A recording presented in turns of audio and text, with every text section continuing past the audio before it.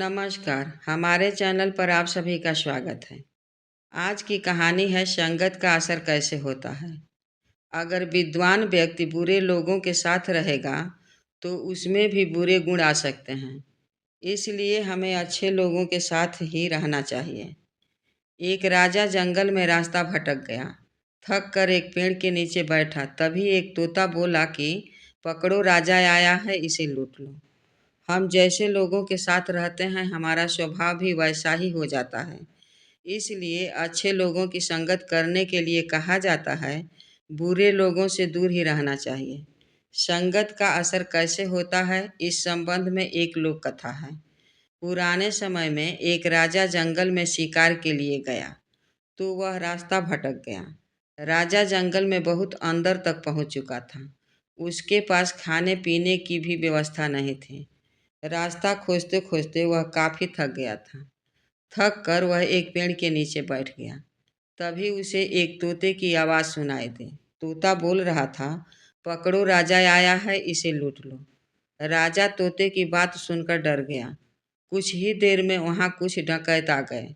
राजा छिपते हुए वहाँ से आगे निकल गया। भागते भागते वह फिर थक गया था।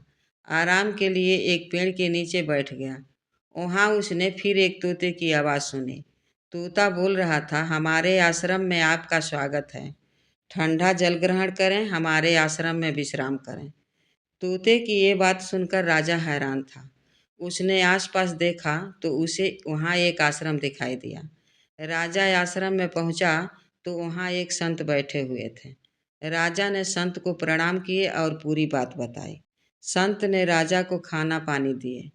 भोजन के बाद राजा ने तोता के बारे में संत से पूछा। संत ने कहा कि ये सब संगत का असर है। आश्रम में रहने वाला तोता दिन भर साधु संतों के प्रवचन सुनता है। इस वजह से वह अच्छी बातें बोलना सीख गया। दूसरी ओर वह तोता डकैतों के आसपास रहता है। वह रोज डकैतों की बातें सुनता है, तो वह उनकी बोली सीख गया है। संत ने राजा को समझाया कि ये सब संगत का ही असर है। इसलिए हमें अच्छे लोगों की संगत में रहना चाहिए, बुरे लोगों से दूर रहना चाहिए।